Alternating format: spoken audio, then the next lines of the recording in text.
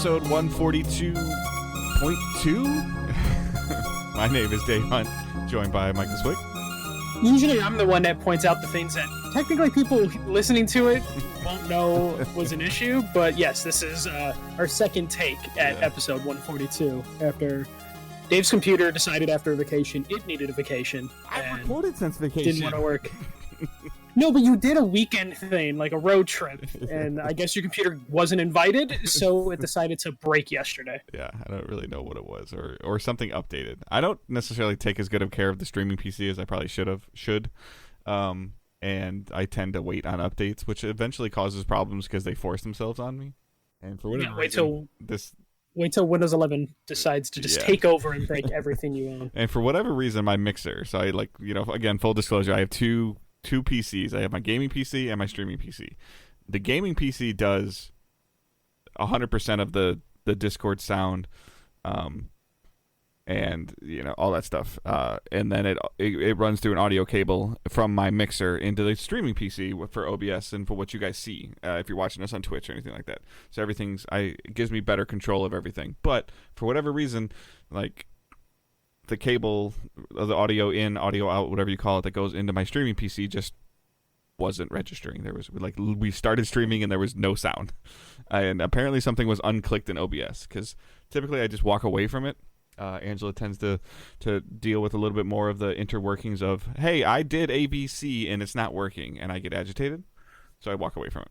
And she was able to fix it within like 10 minutes last night, but by that point in time it was too late.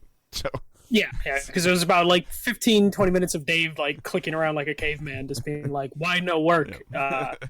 When in reality, it should have been like Angela. Like the initial setup, I've done a lot of the initial setup. But if anything goes off the course, that's it and for you. I'm a very much see picture, do picture person, like step 1, step 2, step 3, step 4. And if they don't work, and I double check step 1, step 2, step 3, step 4, and it still doesn't work, I'm like, all right, I'm done.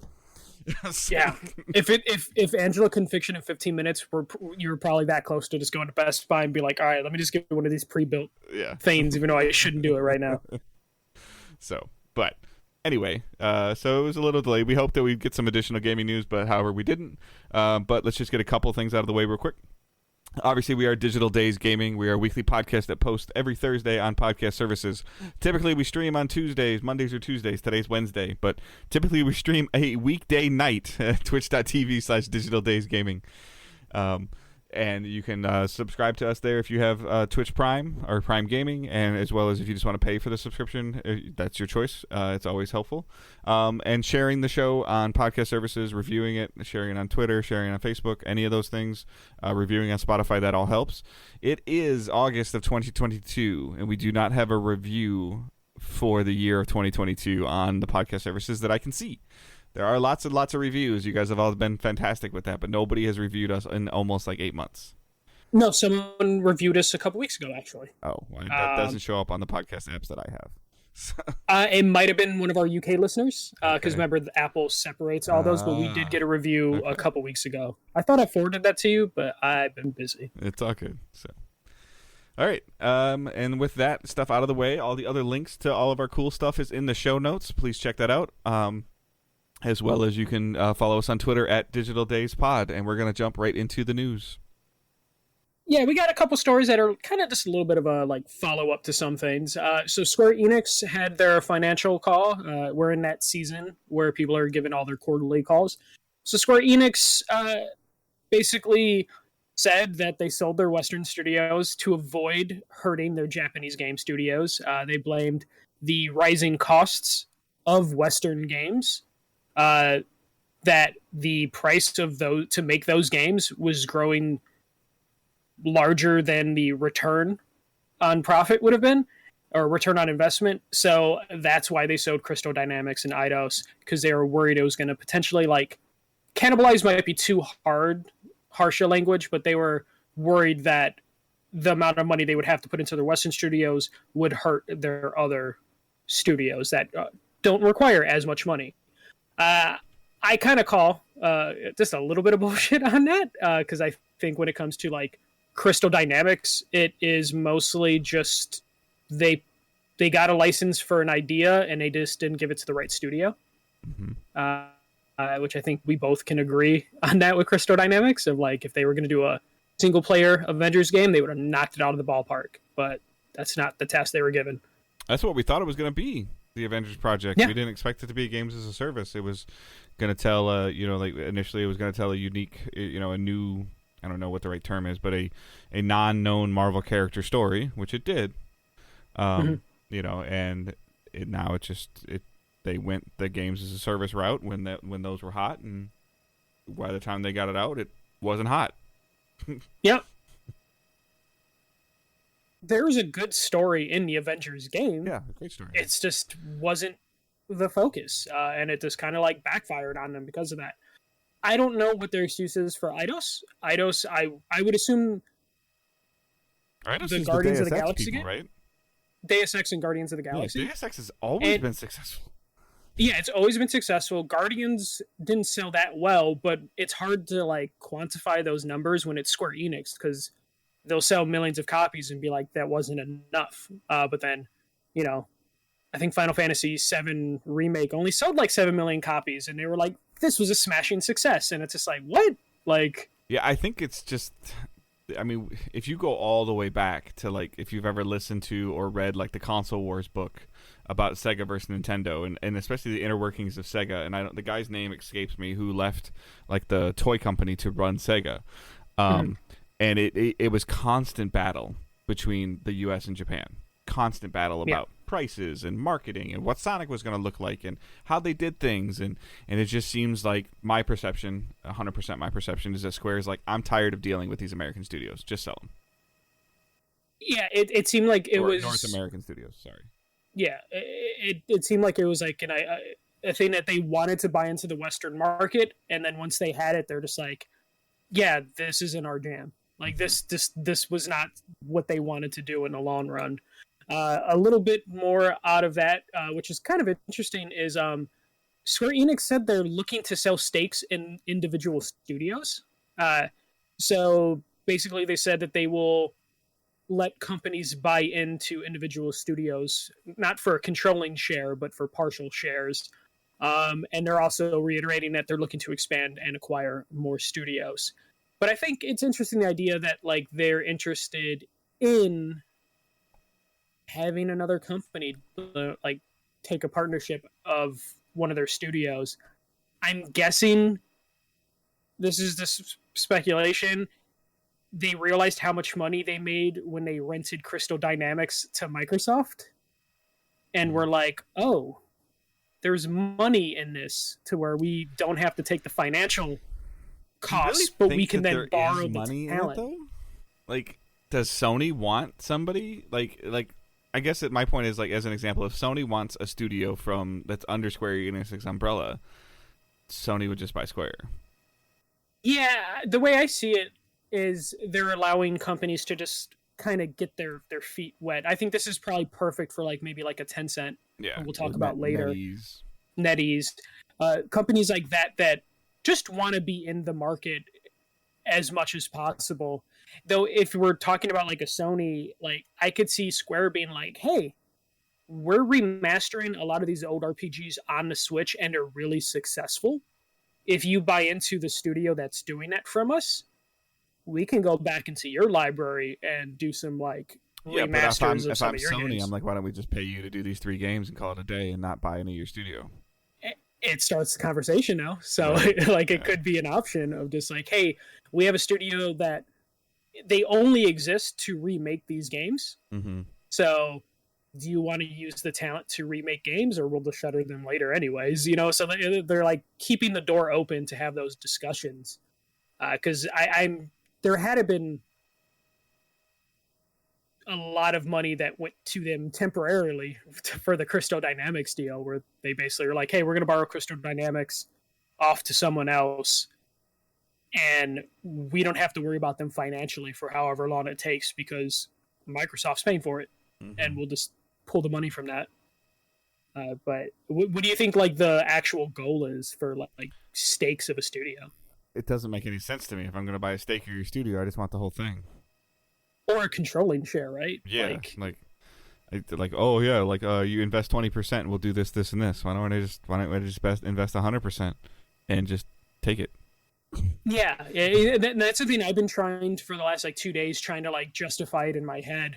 The only studios I could see that would make sense is like their mobile game studios, potentially, because people are interested in like Yeah, like if they getting wanted money to do from that. I mean, off the top of my head, I'm really bad with Square franchises, but if they wanted to do, I can't even think of one right now. Like if they wanted, I mean, to do, Final Fantasy's the only one that like matters. if really. you wanted to do like a Final Fantasy mobile game, which already exists, like in here NetEase, who's like the problem is that where Square would want this, like where a company would want this to work, in your example of mobile games, like Square's already there. Like, and exactly, and it's just basically hey, I hate doing this because everybody's gonna roll their eyes, but NetEase invested in Bungie because they wanted Bungie to help them make a looter mobile game. Like they wanted something that and they wanted, like, the mobile market is huge in the US, in North America, but it's bigger in Asia. And NetEase is established out of Asia, but they don't have anybody that can do like a shooter style like Bungie could. So they went to them. There was an asset that Bungie had, and to put it in the mobile market. If NetEase came to Square and says, "Hey, we want to do such and such mobile," Square's like, "Well, we can just do it ourselves." Yeah, like so I don't understand this. Like if this was Xbox trying to expand cloud gaming into Asia better and to do things that would trigger that market where Xbox has predominantly struggled to get a foothold, it would make sense. But Square has struggled to get a foothold in the West, and then they just sold their Western studios. Yeah, well, it's funny when it comes to Square Enix, they basically bought all these Western studios to get a foothold in the Western studios, right? Or to get a foothold in the Western market. And their Japanese games are what got them a foothold in the. But they basically had the Deus Ex was mentality. Fine. Tomb Raider was fine. And critically and personally, people are like, "Yeah, you should play it. It's fun. I had a great time. It expanded the story of Lara Croft, the Deus Ex storyline, the cool stuff that this guy can do, and that's like there's been games that." Huge franchises that have built off of Tomb Raider and Deus Ex, so they were fine. Like what I ultimately think happened with Square is at the time, and they might finally be coming to the realization when they bought those Western studios, the world was in a spot where companies were still thinking regionally as opposed to globally. And Square now, after Final Fantasy, has 100% evolved versus like, oh, that's a Japanese game, I don't play it. No, that's what I'm saying. That's a JRPG, that's fun. And they realize that to where it's just like, oh shit, Final Fantasy 14 is everywhere. Yeah. Any RPG that they put out on the Switch is everywhere. And they finally looked at it of like, wait, so we don't need these Western studios to have a foothold in the Western market because we don't need them to play Tomb Raider if they're still playing 14. Yeah, and it's like, if you want to play a game, you just play a game. It doesn't matter where the studio comes from. And it just took them probably 10, 15 years too late to realize that you don't actually need to worry about like attacking regionally. Like everything's global now. And they sadly, realize that like, oh, Crystal and Eidos, we don't need to have those studios anymore because people all over the world are playing our Japanese games that we understand the more. only thing I could see them doing is renting their IPs. I mean, I don't remember, and you'll correct me, obviously. I think you might remember. Did Eidos retain Deus Ex, or is it under Square? Yeah. No, it's with, they got all the IPs. Yeah, never mind. So. Okay, yeah. I was going to say, they could sell some of these IPs, or not sell them, but rent them to other companies. If anything, what I think this ultimately means is they're going to go to venture capitalists, people in the non-gaming market, and be like, do you want in on the gaming market? Well, here's 20% of a studio that makes games that you don't quite understand, but they make really money. Cool in your portfolio. Yeah. It's basically going to old money and being like, you want to diversify your portfolio, and then that's ultimately where it goes, as opposed to like this opening a door for like a Sony or Microsoft or any other studio. Or it's just going to make them more lean, so then they can be acquired, kind of, what Ubisoft appeared to be doing, which again, we'll talk about Ubisoft in just a couple minutes because they're in the news too. But this is definitely something to watch for, just to see what happens with the studios that aren't working. That aren't working on the Final Fantasy stuff, because they have a ton of different studios who are working on a ton of different things. But you have to wonder, like, eventually they're going to run out of remasters to do, which is primarily what they've been doing, or remakes.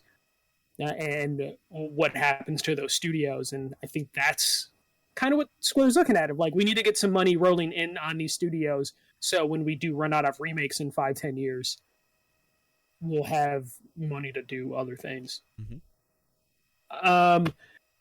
Here's something, it's not too big a deal, but I always love when this happens every generation. It seems to be happening a little early. Xbox freed up memory in the Xbox Series S. So a new dev kit has been received or updated, and it frees up hundreds of megabytes in memory. So we're talking about RAM. The extra memory is capable of being used for graphical performance and stability. The Series S, of course, has been like the big seller for Xbox. It has led the last like 3 quarters in North America for pure volume. Pure speculation is the S, but I mean, price point based is they're saying it's the S. Yeah, they're saying the series is sold, but this just probably even more affirms that you're spending a little bit more time paying attention to the S. Probably because there's more of them out there, and like you're saying, is that they're realizing like, hey, like, you know, whether they thought it, didn't think it, or entry level didn't entry, or how they thought the entry level was going to work, like, okay, like this is becoming the majority console, and not, you know, not the niche console, and we're having some performance problems because it's the majority. Yeah. And why the S has been able to handle like most games, because it's targeted as a 1080p 60 frames machine. It has shown signs cares about.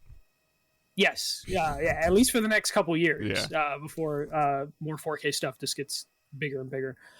The S has struggled with hitting those goals, as you know, games are getting more, bigger, more expansive, and this is one of those things. This happens every generation. It usually takes 1 or 2 years, and we're right on, with 3 years now. These consoles have been out. Close, like probably this November, yeah. Yeah, and now is when they look to just free up memory. Like, this isn't going to make a huge difference in performance, but it should add stability. And we're probably not too far from hearing, especially if they're able to free up memory in the S, they'll probably free up memory in the Series X, because most likely, usually what happens is, they figure out to get the UI leaner and then free up that memory. We saw this happen with the PS3, I think a couple times. It was always big when the PS3 did it, because it was like usually around like a Naughty Dog game release. Yeah. That they would free up extra resources. That they kind of just turned on too, that people were like, what? Like the first time, I don't remember what it is, whether it was the media player where they were able to just like, and people were like, oh, the CD doesn't work. And then they just put something in their firmware and a firmware update that like made it work. So like, and they've also like just turned something else on before that people were like, what the, similar to like how Switch was like, hey, it works with Bluetooth stuff now. Like, wait a minute. It's been out 6 years and now it can do Bluetooth. So, I mean, to think Xbox as a software-based company, that like you half joking but half serious, will slowly roll out Windows 11 and force it out, that that they can't improve their hardware performance through their firmware and software. Like, Sony can do it too, obviously, and they have in the past. Yeah, so like I think this is great. And I also feel like this is Microsoft's stopgap for, we want everybody on the cloud eventually anyways. Like, that's what they want. And if they can get through this generation and do some tweaks and some changes under the hood to just to keep pushing those limits of where it's like, okay, like the S can't do anything else. Okay, now turn the cloud on.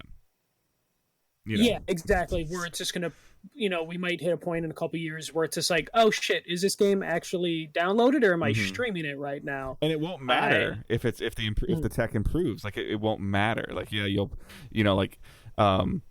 it's already working kind of on the phones. Like, like you're playing the game over 5G. Like, so, and it's running well. Like, what would it run over, like nice Wi-Fi with a bigger Wi-Fi card than what comes in a phone. Yeah. Or hardwired in some situations for people. Yeah. I'm just happy to see this happening already. I would probably have to go back to see the timeline on like when PlayStation did this with the PS3 and when they did this with the 360 Microsoft, to where like I feel like this is happening sooner, which gives me hope that this can happen again. And as they optimize and get more data from people, just like people aren't using this like these tiles in the operating system to get rid of them. I mean, like PlayStation announced that they're getting rid of the Accolade system last week. That takes up some resource in that system, as small as it is. And here's the deal too and this is for both of these systems, but on your PlayStation 5 or your Xbox Series X, like when is the last time you went into like the media tab and watched something? You watch it on your Roku or your smart TV itself. Like, yes, I understand that there are some consumers that that have TV that use their PlayStation or their Xbox as their entertainment device as well. I get that, but maybe give that as an option, like as an option to download a separate thing. And if and we've seen it before. In order to get maximum performance, we recommend this much free space. You only have this much free space. Have you considered not downloading this? Because it's like your computer tells you if you get under 10%. If you're going to tell you're going to me see some performance issues. That Hellblade 2 will run better if I delete the media tab on my Xbox Series, I'll do it. Or not even like that, it would help game performance of just like, hey, your UI is going to load faster because you don't have to load in this extra shit you're not using, which would be very helpful in some instances. Because the Accolades thing does take up a spot in the UI, well, I saw today, that's going to be gone. Disney Plus is getting a native app on the PlayStation. I'm like, that's cool. I don't care. I already got it. I've got one that I watch it on, but that's cool. As someone who's had like 2 PS3s die on me, at a certain point, I just stopped using my PS3 for media because I'm just like, oh no, this is taking... It's hurting time away. Like it's on when it doesn't need to be. So I treat my PS5 and my Series X that way, where it's just like, no. I got a Chromecast. Like I'll burn that into the ground. Yeah. So but I'm not going to have this system run this. And I feel like, especially now, like if you own a PS5 and you wanted to have a TV or a monitor that takes advantage of the proper features, you're probably not using the media features anyways because you're using them on your TV that it came in. As someone who's had like 2 PS3s die on me, at a certain point, I just stopped using my PS3 for media because I'm just like, oh no, this is taking time away. Yeah, like it's on when it doesn't need to be. So I treat my PS5 and my Series X that way, where it's just like, no. I got a Chromecast. Like I'll burn that into the ground, but I'm not gonna have this system run this. Well, I mean, and we saw this with the PS3 as like they just kind of they removed apps, of just like, oh, you know what, this app is no longer going to work anymore, so we're just going to sunset it, and they got rid of it. Like this happens. But I'm weird anytime I hear that like they did some stuff in the back. I appreciate that of just like, oh cool, they're making changes in the back end and we might see some improvements. Like I don't have a Series S, but I'm like, okay, maybe this will come over and lead to them doing some changes on the Series X that will help. Like, always looking forward to that. All right. Moving on, Evo happened this weekend. There were some announcements. I haven't watched Evo just yet, so I haven't caught up with all the news. But what came out of it is Dragon Ball Fighter Z is getting rollback netcode.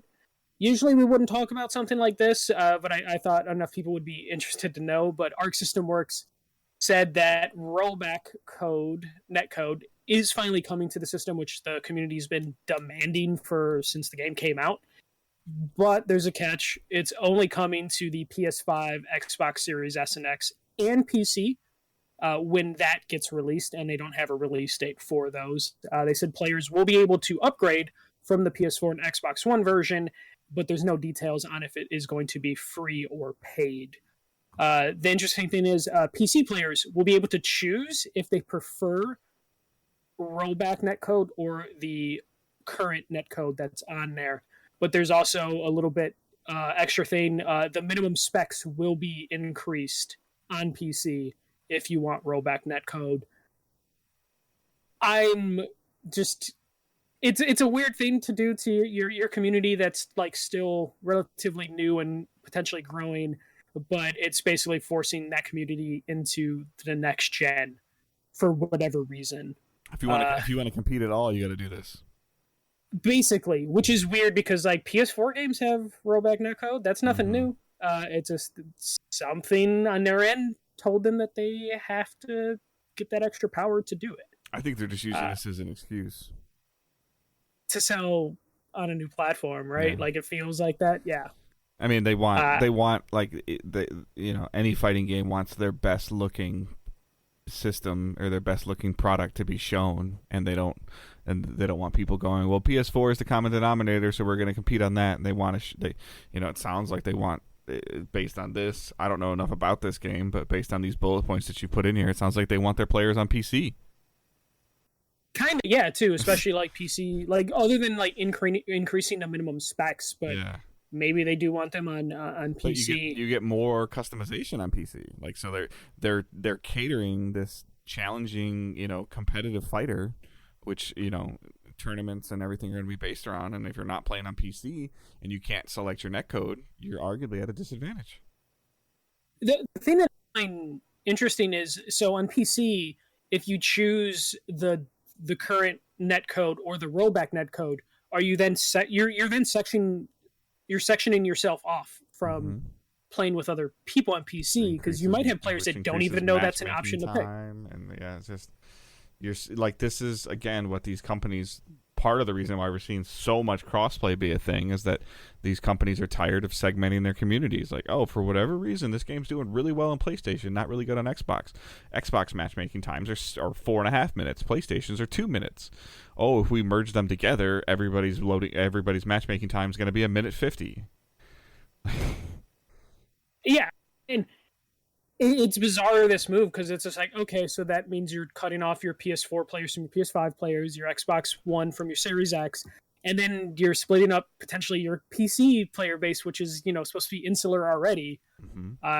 This is just kind of a weird move. I'm sure there's a technical reason that this has to happen. Then say it.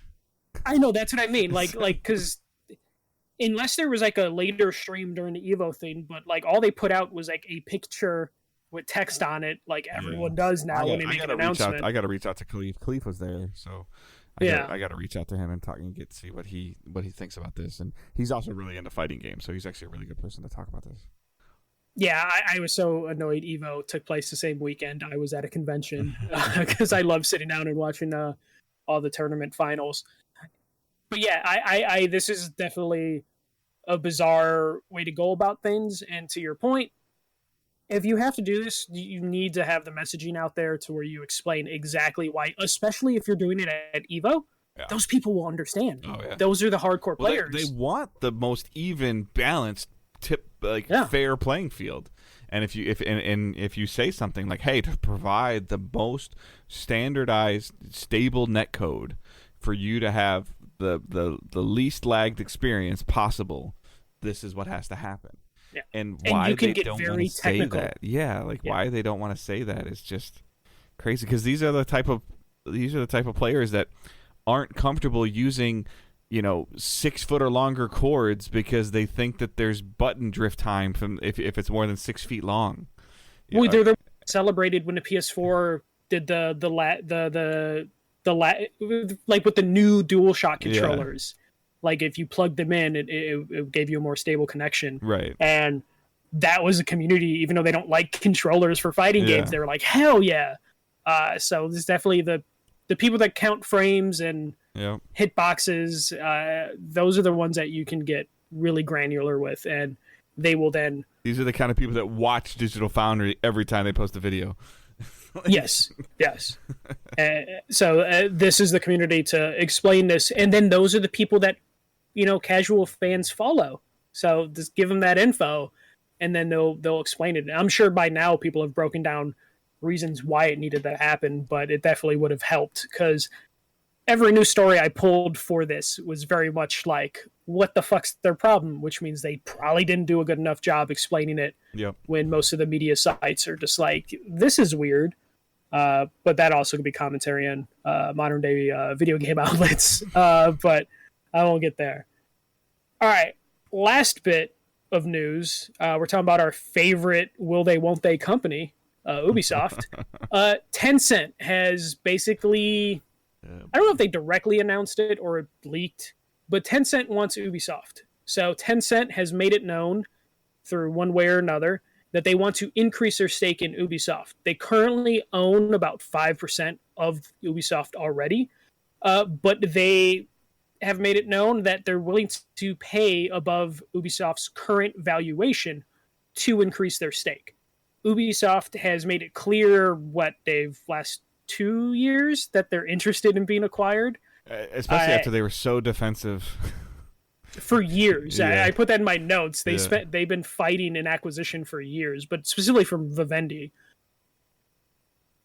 Tencent hasn't said how much they want to increase their stake. They just currently own 5%, but they are currently putting together an offer to send to Ubisoft. So, Dave, Tencent purchasing Ubisoft. This is where this gets weird. Like, in terms of, like, Ubisoft is seeking a sugar daddy, and Tencent is willing to increase its cost. So Tencent is seeing something that they're, what they're seeing, I don't know, because Ubisoft hasn't really been able to release anything solid in 18 months. And so they're obviously seeing something to the point where they're willing to pay above value for it. But then at the same time, like, what would change? Because if Tencent goes over 50% ownership, like, if I'm Tencent, I wouldn't want to change what's already somewhat working. Yeah, you would want to guide them, hopefully. Yeah. But Tencent, in terms of all their, I wouldn't buy. If I'm Tencent, I wouldn't buy Ubisoft and close Massive, or fire exactly. everybody at Massive. You keep doing what you're doing. I would. Massive might be the only one you let survive at a certain point. That's the main one I can think of, or Ubisoft Montreal, Ubisoft Quebec, Ubisoft Montreal. Yeah. Like, there's a handful of ones that are like, hey, you guys have done a great job with Assassin's Creed over the last 10 years. It's a top 5 NPD game. 11 years in a row. You're fired. Like, like, that doesn't make any sense. I mean, we found out from, and I'm assuming, like, we found out from the Bungie deal, and I'm assuming that some of it was in the Bethesda deal as well. There's a lot of money tied up in retention, in terms of making these purchases. So, like, it just literally is Ubisoft sitting there with their hand out, and right now somebody will put money in the hand and let them kind of stay intact. Like, we're seeing these acquisitions happen, but we're not seeing the core foundations of these companies changing yet. And that's the thing, like, Ubisoft probably, they're, in terms of, like, the Yves Guillemot family, they own 15% of Ubisoft right now.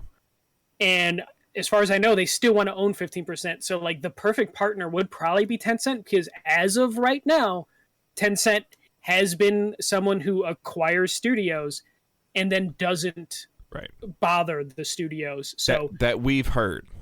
That we've heard. Yeah. But again, they own these companies, so there could be some really strong NDAs to tell us otherwise. Mm-hmm. And it seems like this would be the ideal partner for Ubisoft if they don't want to change, want to keep the same people in charge.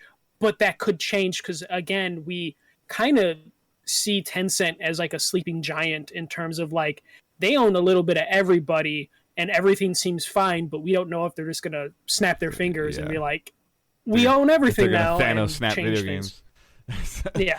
I mean, because, like, I'd be really curious. As we delve deeper into this, can Phil Spencer tell Pete Hines what to do? Like, can he? And the answer to that is, right now, we don't know.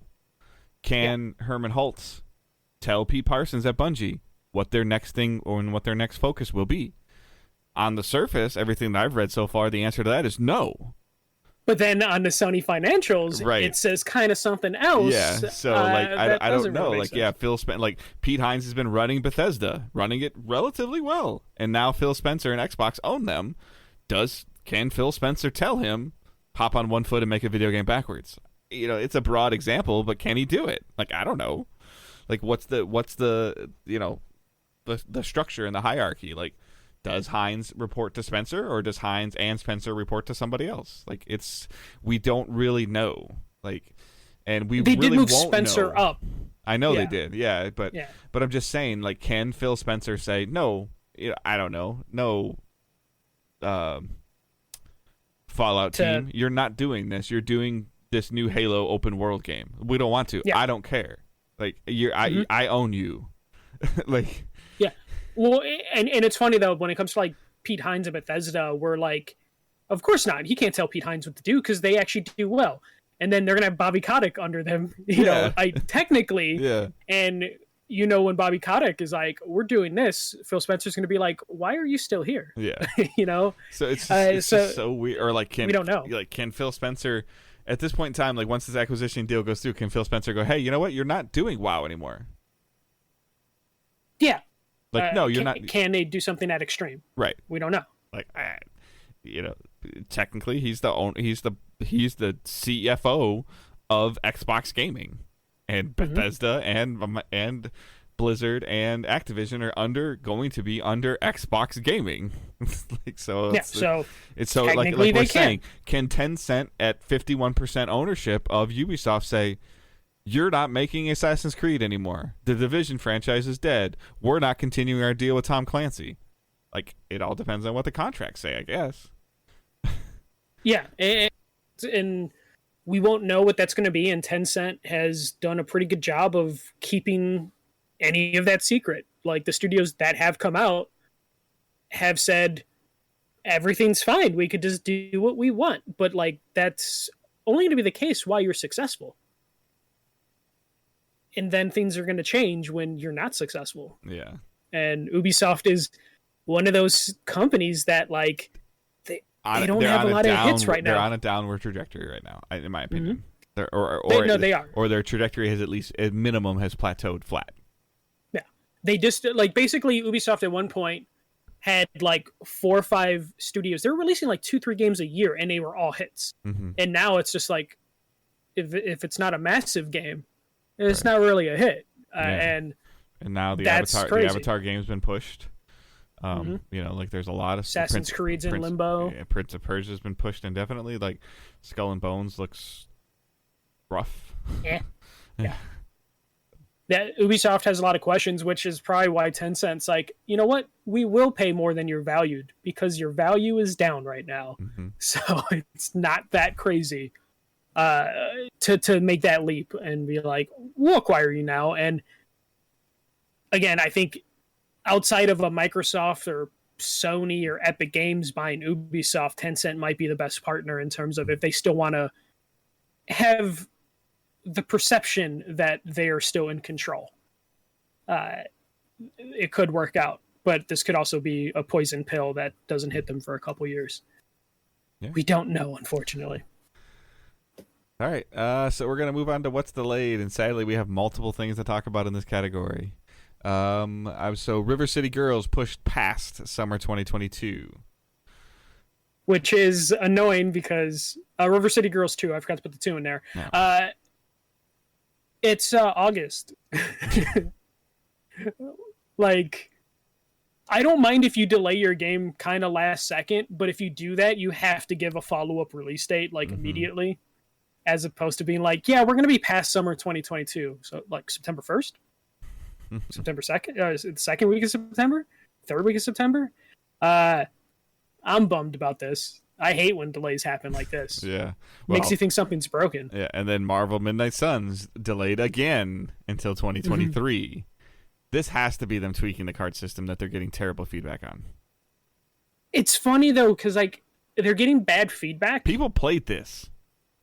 No, people played that and liked it, actually. Yeah. But I don't think the general audience went to those videos and actually watched people play it because I think they that know the problem what that they're running into with this game right now is, okay, like, we paid for this Marvel contract, so they're already in the hole, and now we have to generate a game that's going to sell X amount of copies, whatever that number is. And their focus groups are telling them right now, like, this card system is going to limit your ability to sell X number of copies. Or, as an example, I'm not necessarily just picking on the card system, but, like, because this is the XCOM Delves, this is 2K? Yes. Yes. So, whatever focus group or whatever money that 2K pumped into this game and says, okay, in order for us to make this game a success, which 2K does a pretty good job of doing, whether you like them or don't like them, they make money. Their focus groups must be telling them it's not hitting the mark. It's not going to hit the mark. And it's important enough to them to either retain this Marvel license from Disney or to make a profitable game that is better to delay it than it is to release it and fix it.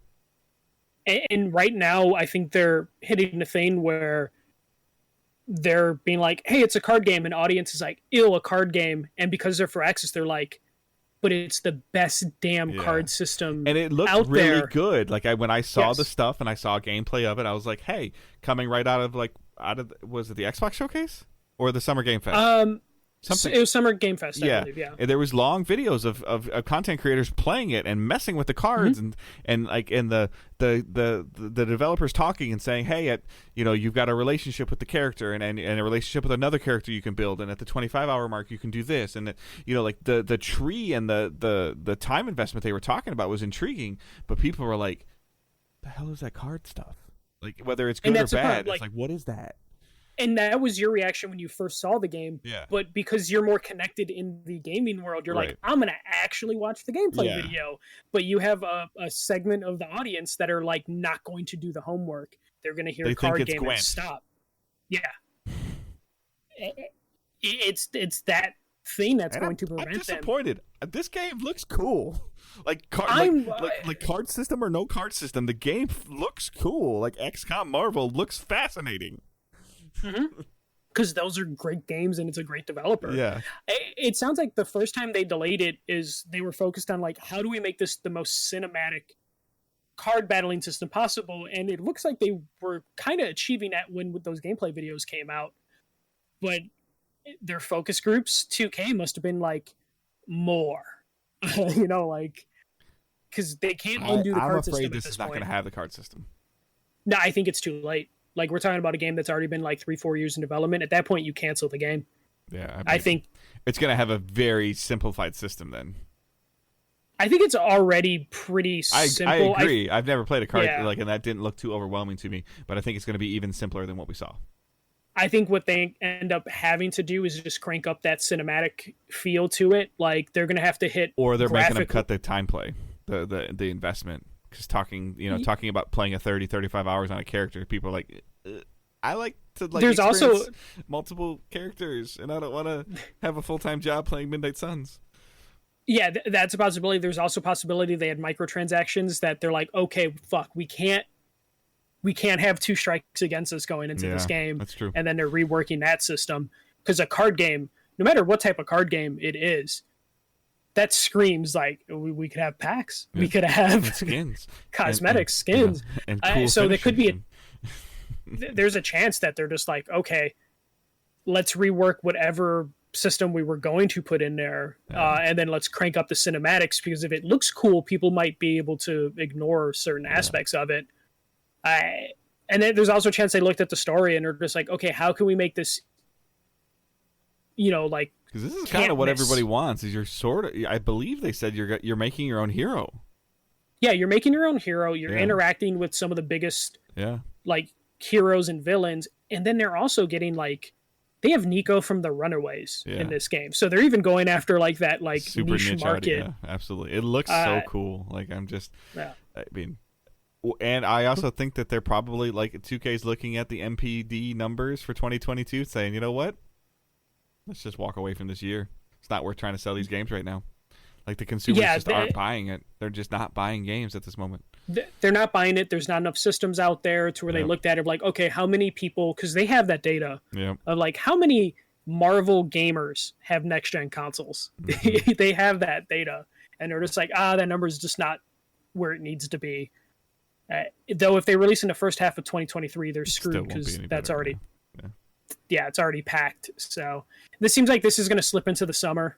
Like, I think this should have been a summer game already, because there's nothing coming out. Did you know Saints Row's coming out next week? Like, oh, is it? Yeah, I know. Yeah. This is why. This is the double-edged sword. Like, people are like, I want to know what's going on, and this is the bad part of like earnings calls and like concept art leaks and doing this, because now they have to like, okay, well, all these people think it's this. Like, we need to really tell them what it is. Yeah, in order for us to tell them what it is, we have to announce the game. All right, let's just announce it. Like, our target window is like 36 months away. Like, we can't do that. Well, just do it. And then, then it keeps changing. With the reverse of it is me sitting in front of this microphone screaming at Santa Monica of going, don't you go past 90 days. So, I don't know where the sweet spot is, because, like, I feel like, as an example, God of War Ragnarok being teased, last June, and then not hearing a date for it for over 13 months after the initial tease was irritating. But now the reverse of it is, we see Marvel Sons get revealed, dated, delayed, re-revealed, dated, delayed. It's irritating. Like, I don't know where the right thing is. Like, announce a game, 12 months later, announce a release date. Like, there has to be some cadence that happens somewhere. But when you have so many different developers with so many different thought processes, there's no standardization. Not that I'm expecting there to be, but I would like it to be, hey, we announce a game on January 12th. We'll tell you next January when it's coming out. Yeah, let me just get to the question now, because someone did ask this question. I just put it in the group. Let me just find the name of who asked it. Rogue77 in our Discord basically asked about, like, games that set their goals too high and their release dates too soon. Like, do we think that happens too often? Yeah, every Square Enix studio. Every Square Enix studio, like, most of the stuff at that PlayStation, like, event that wasn't a PlayStation title. Uh-huh. But yes, I think, like, games are either setting their goals too high and their release dates too soon. And we're seeing it with, like, the Quantic Dream game, and then the Aspire Star Wars game. Why do we know about a Star Wars game 6 years in advance? And the problem is, this seems to be a pattern right now, and it's partly due to the pandemic and, like, the current job market, where a lot of these trailers we're watching are actually recruitment videos, which is just so bizarre. But what happened during the pandemic is, a lot of companies went work from home. A lot of companies didn't. And a lot of developers were like, I can work at any studio in the world now. My world that I can work in has expanded so much to where you have companies now like, shit, we need people to work for us. But now we're competing with every studio in the world. Yeah, it's not one of those things where, like, hey, let's fly you out to Sony Santa Monica for an interview. We'll show you. We'll have you sign this piece of paper. We'll show you a couple things. If we hire you, we'll go farther. Now it's like, no, you need to show it to me while I'm sitting at my desk in Ohio. Yeah, because I have Ubisoft calling me. I have Arcane calling me in Texas. I have Guerrilla, contacting me over in Amsterdam. So now you have, like, the very globalization thing that we're talking about Square just realizing the last couple years, where now we're getting trailers that are just recruitment videos of just like, yo, do you want to work on a Star Wars game with David Cage? I mean, the answer is no, but, like, they have to do that because they're like, you know what, there's probably some developers that really fucking like Star Wars more than they don't like David Cage. Yeah. And they have to do that. So to what you were talking about earlier, I would love if they would standardize, like, hey, game announced 12 months later. Hey, whether released. you liked it or didn't like it, it's kind of, sort of, a little bit of what E3 used to accomplish. Of, like, set the standard. And June, like, you're going to hear something cool in June, whether it's coming, like, in by the end of E3 in June, typically, we knew what was coming for the holiday. Like, yeah, like we would know that, and then those couple of those things would get delayed into, like, February, March, and then the next June would happen, and you would see, you would either get a date for this holiday coming up, or you'd get the, hey, come see us in March 2023, and we'll tell you more. Like, those kind of things, similar to what Sony did with God of War Ragnarok, where they showed a logo and they said 2022, and now they hit it. Like, and that's great. Same thing with Horizon. Like, they hit it, but they were also super quiet about it. They were super quiet about Spider-Man. They were super quiet about God of War. So there's a whole bunch of things. They've been able to handle it somewhat well, versus I think Microsoft is, trying to be like, hey, please continue to pay attention to us. Look over here. Look over here. Look over here. We know it's not ready yet, but look, it's pretty. Like, please pay attention. And they're not there yet. And that's something that I think Spencer and his team are trying to build of, like a cadence, and which is why they bought studios that already had a cadence and are just like, okay, bring your culture here. Yep. To help. So far, it hasn't turned into games yet, but hopefully it can turn into games. You know, like, but now Sony, like, is Haven going to be able to hit that cadence? Is Haven going to be able to do what they want them to do? Is Sometimes Always Monsters going to? There's a lot of ifs in there also. Like, if you start for a long time, like a long time, like almost the entire PS4 era, if Sony Studios released a game, it was good, it was solid. Just same like Nintendo directly, like whether you like Mario or don't like Mario. Fundamentally solid, great gameplay. Zelda's solid gameplay, consistent, doing what they're doing. Naughty Dog, great story, great gameplay, great looking. Sony Santa Monica, like there was just this cadence, like boom, boom, boom, boom, and you know, now it's like whether it's the pandemic or the next generation or the evolvement of the gamer, it's starting to become stagnant, and it's hard right now. Like, and I don't know what the answer is. Yeah. Especially like you had that one year where PlayStation released 3 big games in 1 year. What is it? It was Detroit, God of War. God of War, Detroit, and Spider-Man. Spider-Man were all the same year. And then God of War was March, Detroit was like summer, and Spider-Man was October. Yeah. And that was amazing. And Sony was able to do 2 to 3 games a year. To be fair, I believe 2 of those studios were third-party acquisition IPs. Technically, yeah. Technically. Because Insomniac wasn't owned by Sony at the time, and Quantic Dreams is still not owned by Sony. So, like, it was just one of those things where, like, but people looked at it as like, oh, look at what Sony's doing. And, you know, like, they were paying Quantic Dream to make the game they wanted them to make. They were paying Insomniac to make the game they wanted to make. And then they decided, I want to pay you to own you.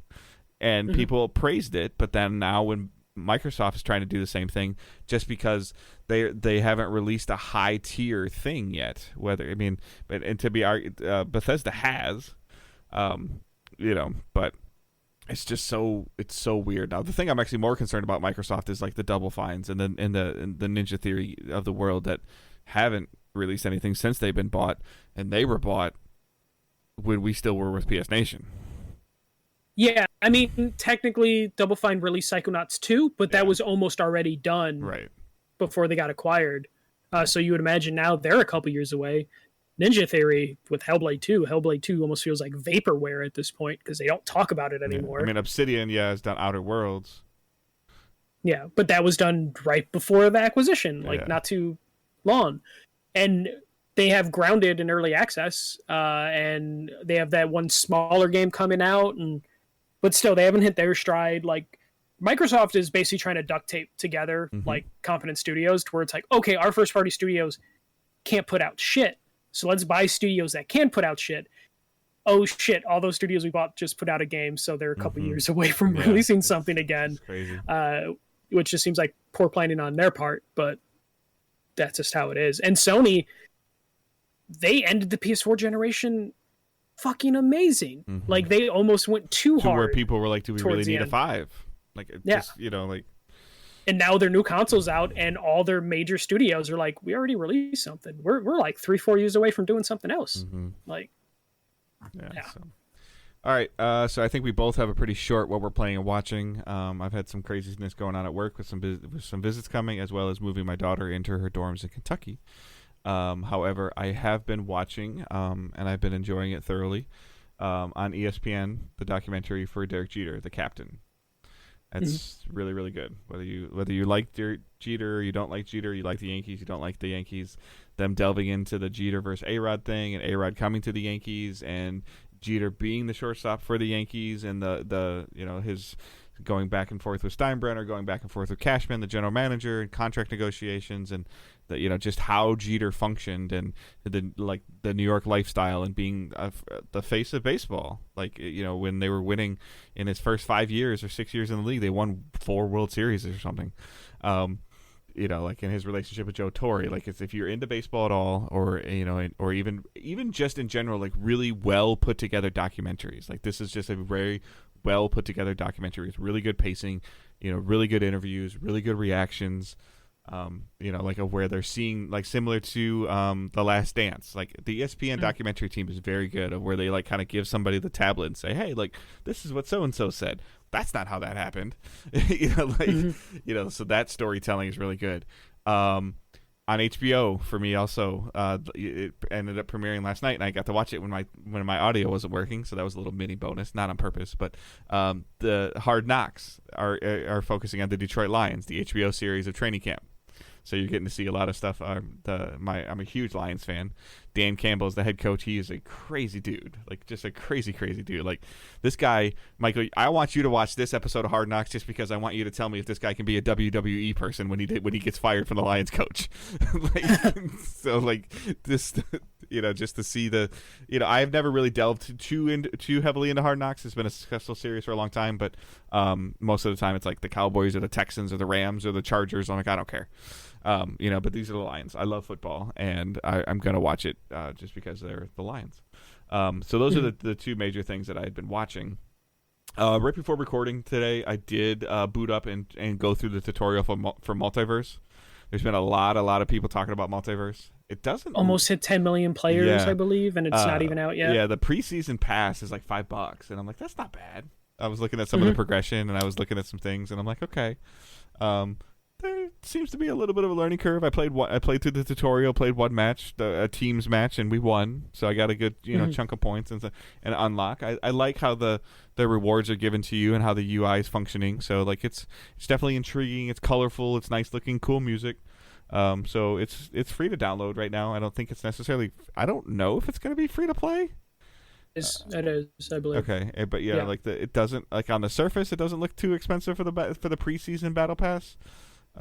Season 1 was delayed, I'm though. saying there's a preseason battle pass. I understand what I'm saying. Yeah, it definitely sounds crazy. It makes no sense. It's like $5. That's just what they're doing. Yeah. So and they had to delay season 1 because they realized that, like, oh shit, there's 10 million people. We got to make sure season 1's fucking perfect. Yeah. So it's definitely intriguing. So that's kind of cool. I don't know why Angela and I haven't done it yet, but we'll get it done before she starts going back to school or going back to work for school, and Owen goes to school. But I think her and I are going to play As Dust Falls together. I forgot that game came out. Yeah, so It was one of the things it was kind of on the list for on vacation, and it just didn't work out. But I think that she watched the trailer, and so that might be something we play together. I'll see. I might take a webcam upstairs and plug it into the Xbox to see if I can stream it. I haven't streamed directly from the Xbox console before, but I know you guys like to see my wife sometimes play video games because that's fun to watch. And then you got to mess with Dante's Inferno within the next 2 weeks. I do need to do that. Yes, I do. And now that you reminded me that, I still need to download that. She asked me about that last week, so maybe that's what I'll do on Friday when I'm off. So, but that is mostly it for playing and watching. Another thing that did happen today, the Tigers, again, whether you guys like sports or don't like sports, my Major League Baseball team, the Tigers, fired the general manager that has been terrible for the last 7 years. So I'm pretty happy. You're having a good sports week. Yeah. So, but for the 4 terrible sports teams that I have currently right now, but football soon, hopefully. All right. So that's playing and watching for me. So. Me, I finished season 3 of The Boys. Wasn't expecting to get that into it to where I finished 3 seasons in about 2 weeks. 8 episodes a season. So it isn't too crazy, the amount of episodes that I went through. And I already saw season 1, like most of it, if not all of it, when that aired. So it was really just 2 seasons in a matter of 2 weeks. So really enjoyed that. Looking forward to where they go for the next season. I'm pretty sure it's already been renewed. It's like the only thing people watch on Amazon. So I think it's like pretty safe. So watched a lot of that. But my weekend was spending the entire weekend at C2E2, which is the comic convention in Chicago. We ended up just getting a hotel nearby and just staying there the entire week. This is usually a like March, April convention, but the pandemic kind of threw them out of whack to where last year they did it in December. So we skipped last year, and that was the first time I haven't gone to C2E2 after I went like 10 years in a row. So it was a little different to get back to the convention after taking a year off and like, the pandemic preventing us from doing that. So it being in the summer was interesting because summer is comic conventions season, so they didn't really have a ton of guests. So we didn't really watch any panels. We basically just explored the show floor for 3 days and spent a stupid amount of money, I would say, on random things. Mostly actually buying gifts for other people, just because we'd see stuff and be like, oh, we know someone that likes that, buy it. And that was the whole weekend. Since we were in the hotel, we did like some people watching where we just kind of like drank in the lobby or at the bar, just kind of watch cosplayers just stumble around and just have fun. You know, like at 1 a.m, seeing like, I don't know, like a Batman, a Starfire, and someone dressed as Barney the dinosaur just getting wasted in the lobby was like super fascinating to watch. Yes, there was someone cosplaying as Barney. It's like E3 on steroids. Pretty much. Though, just like E3, nerds can't handle their fucking liquor. So you just see people just super sloppy, and you're like... See the Barney bent over the table throwing up or something, you know? I kid you not. So we went upstairs to our room around like 1 o'clock, and I looked out the hotel window at like 2 a.m, and I saw the Barney just standing out there alone at 2 a.m, and it looked like a horror movie because there was no one around, and you just see a Barney, and I'm like on the 20th floor, and I'm just looking down, and there's just a Barney just standing in this grass field. Somebody else in a different hotel room being just high as a kite, man, just looking at that like, dude, there's a purple dinosaur downstairs.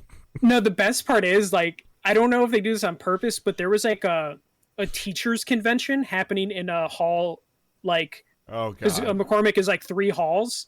So there was probably like a 50-year-old teacher that had no idea what was happening, looked out their window, and they just see a Barney staring up at the sky at 2 a.m. in a grass field, holding a bottle of Crown in his one of his hands. Legit, yeah. You might have nailed. I forgot what liquor bottle I saw him with. I think it might have been a Jack Daniel's bottle when we saw him in the lobby. Crown's the first indicator of mine. Sorry. Yeah.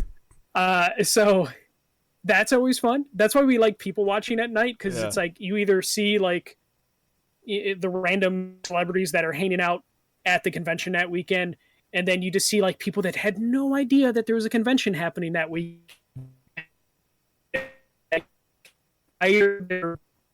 Why is there Street Fighter people walking around this convention, and why are they happy?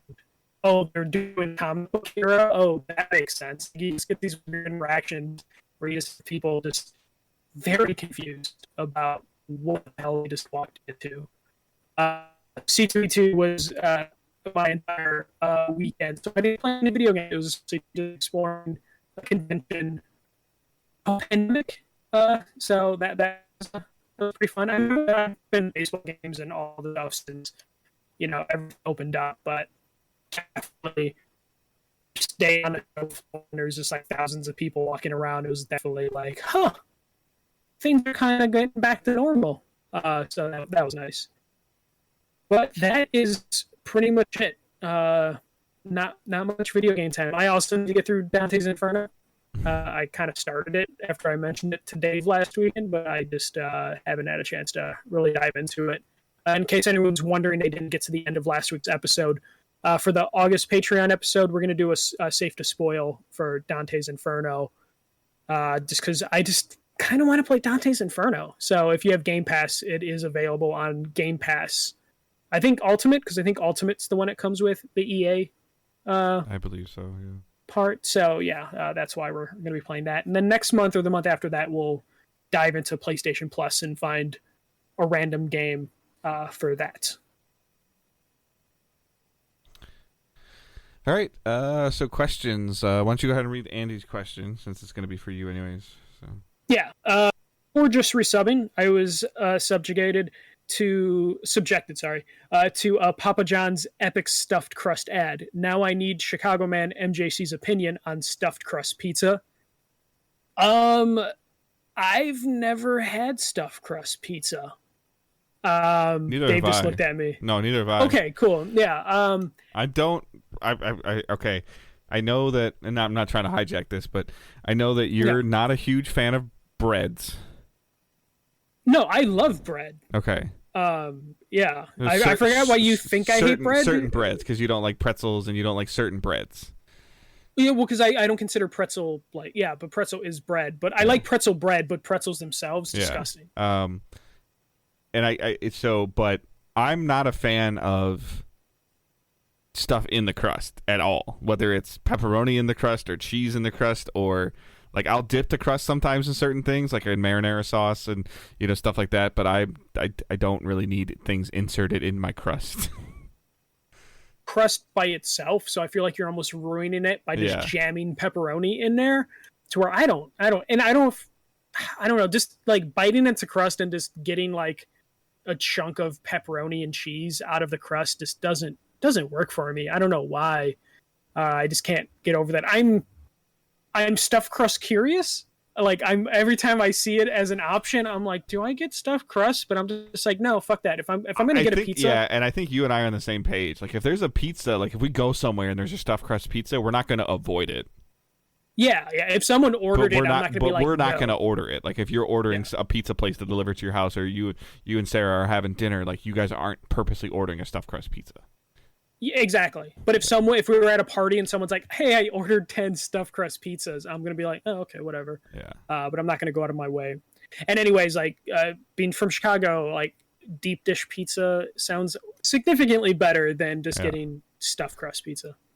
It's like whatever they consider Detroit style pizza, I'm not a huge fan of it. Like the thick, almost like a pan pizza with a lot of sauce on. They do a lot of the saucing on top. It's like sauce on top. Yeah. So I mean, I've had it and it's good. It's like I don't really think there's like any. I think if you put marinara sauce, cheese, pepperoni, and a crust together, like however you make it, it's gonna taste good. So, I think Detroit was desperate to have their own take on pizza, so they're just like, "Oh, what if we make the pizza and we just throw extra sauce on the top?" Yeah, it's just like, really, that's your addition? Oh, it's square. Yeah. Okay, so is school lunch pizza. Yeah. Good job. I will say, for whatever reason, and you can consider this to be hyperbole or not hyperbole, and I know you don't hate this pizza anyway, so I don't know if you'll hate this take or not. I feel like Little Caesars is based out of the Detroit area originally. I feel like Little Caesars pizza that I get here tastes better than like the ones that we get in LA or when we're traveling or anything like that. And I don't know why. Here's a hot take. Every food outside of LA tastes better. No matter where I am though, like if I come to Chicago and I order a Little Caesars pizza, and I come home, I just like, I don't know if it's maybe because they have, as dumb as this sounds, like more experience messing with whatever dough they're doing because this is where they're from.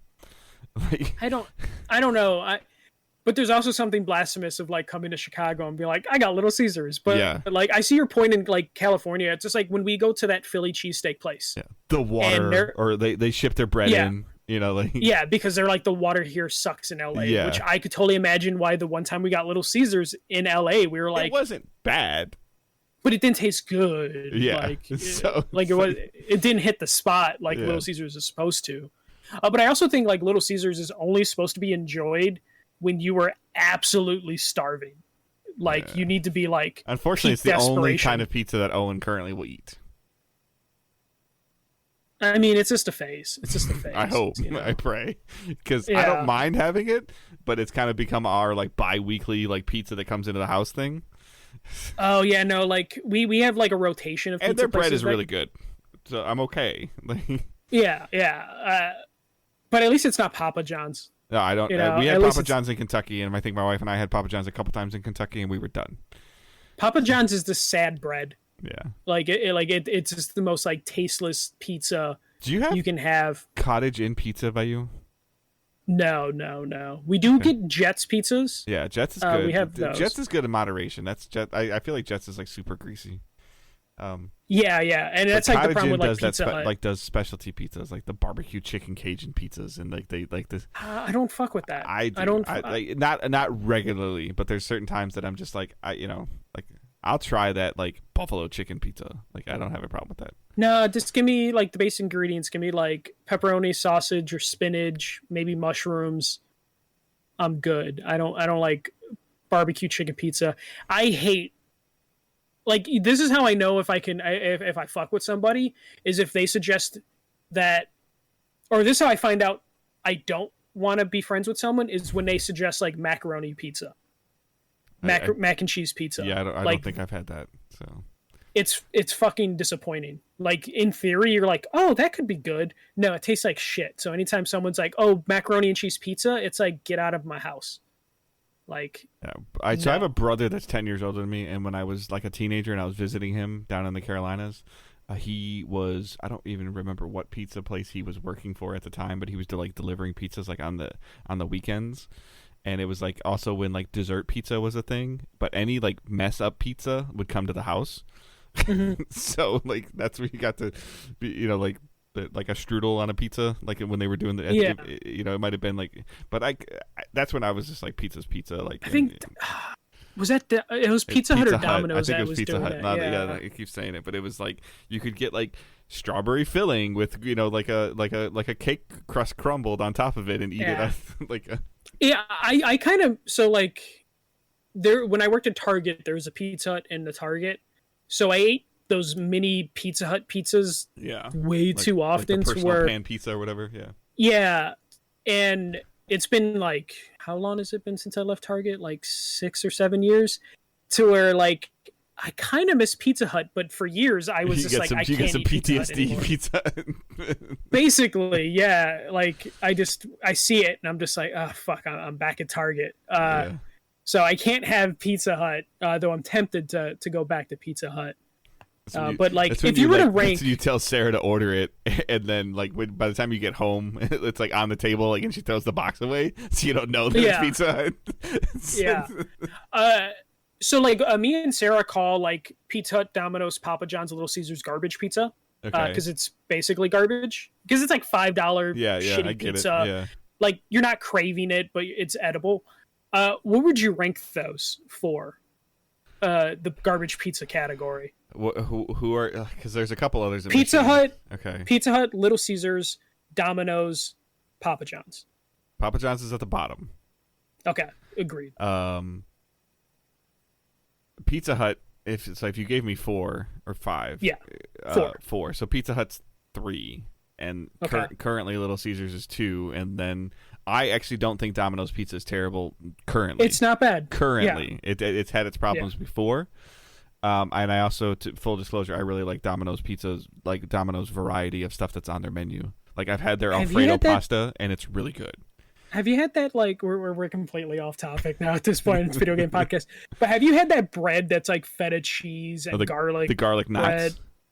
The garlic knot, and then they just have another thing that's like this little roll of bread. I don't think I've had the roll, garlic. But I've had the garlic knots. I really like the garlic knots. Like somebody somebody got me like a gift card for Domino's, like for my birthday in May, like that I work with, and Angela's like, you do whatever you want. I'm not a fan of Domino's, so I just ordered like $25 worth of Domino's food just for me.